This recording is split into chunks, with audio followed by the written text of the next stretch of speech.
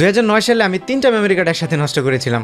I wish আমি তখন এই ট্রিকগুলো জানতাম, তাহলে হয়তো সেগুলো ঠিক করতে পারতাম। আজকে আমি আপনাদেরকে দেখাবো কীভাবে মেমোরি কার্ড এবং পেন ড্রাইভ নষ্ট হয়ে গেলে সেটা ঠিক করতে হয়।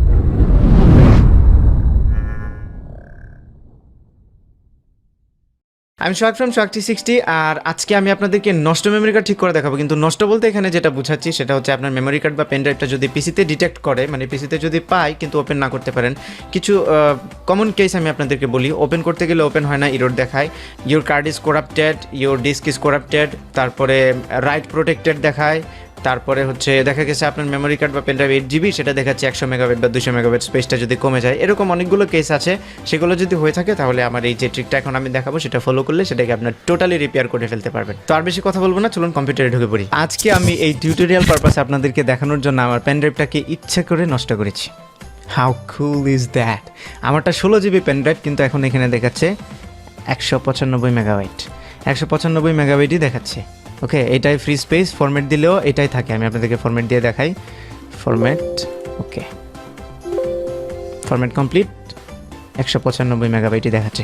তো এরকম কেস আমি আরও যেগুলো বললাম, করাপ্টেড দেখায়, তারপরে ওপেন হয় না, রাইট প্রোটেক্টেড দেখায়, সেগুলো হলে এই প্রসেসটা আপনারা ফলো করবেন। প্রথমে উইন্ডোজ+R প্রেস করবেন, প্রেস করে লিখবেন CMD, তারপরে ওকে। এখানে কমেন্ট প্রম্পট ওপেন হবে। তারপরে এখানে লিখবো আমরা ডিস্ক পার্ট, DISKPART, কোনো স্পেস নাই, ডিস্ক পার্ট। আমি এই কমেন্টগুলো ভিডিও ডেসক্রিপশানে লিখে দেবো।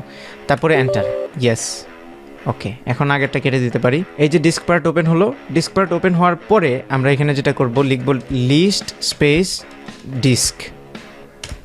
ওকে, লিস্ট স্পেস ডিস্ক, এটা লিখলে আমার এই কম্পিউটারে যে কটা ডিস্ক আছে সবগুলা দেখাবে। এখন দেখতে পাচ্ছেন এখানে আমার 3টা আছে। প্রথমটা হচ্ছে একটা SSD, তারপরেরটা হচ্ছে আমার HDD, তারপরে হচ্ছে আমার পেনড্রাইভটা। এটা 14 GB দেখাচ্ছে, ঠিক আছে?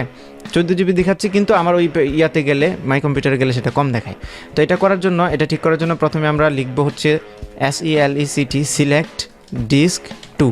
এটা খেয়াল করবেন, এখানে কিন্তু আমার এই ডিস্ক নাম্বারটা 2। এখানে আপনারা যদি মেমোরি কার্ড বা যেটাই ঠিক করতে চান সেটা যদি যে নাম্বারে হয় সেটা লিখবেন, সিলেক্ট স্পেস ডিস্ক 2। এখানে কিন্তু ভুল করে অন্যগুলো সিলেক্ট করবেন না, তাহলে আপনার ওই যে SSD বা আমার যে হার্ড ড্রাইভ আছে ওটার ডেটা সব ডিলিট হয়ে যাবে। সো আপনারা চেক করবেন যেটা এই যে 14 GB, কনফার্ম হয়ে নেবেন ডিস্ক নাম্বারটা, সিলেক্ট ডিস্ক 2 লিখে এন্টার।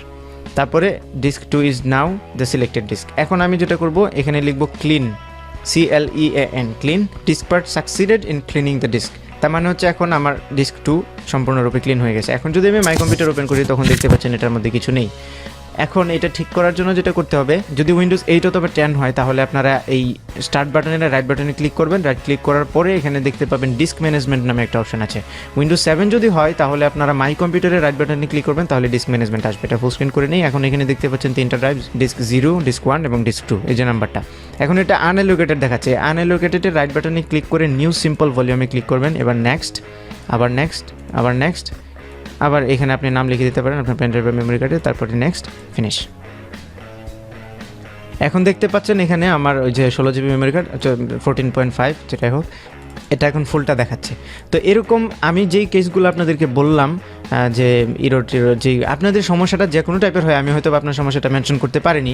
যদি সেটা কম্পিউটারে ডিটেক্ট করে আপনি ফরম্যাট করতে পারছেন না বা যে কোনো ধরনের সমস্যা যদি হয়ে থাকে, তাহলে এই প্রসেসটা ফলো করবেন, ঠিক হয়ে যাওয়ার সম্ভাবনা 99%। সো এই টপিক নিয়ে যদি কোনো সমস্যা থেকে থাকে তাহলে আপনারা আমাদের ফেসবুকের গ্রুপে পোস্ট করতে পারেন। ভিডিওটা ভালো লাগলে একটা লাইক দেবেন, কমেন্ট করে জানাবেন কেমন লাগলো, আর আপনার ফ্রেন্ডদের সাথে অবশ্যই শেয়ার করবেন, আর আমার চ্যানেলে সাবস্ক্রাইব করতে ভুলবেন না। ভালো থাকবেন সবাই, দেখা হবে পরবর্তী টিউটোরিয়ালে।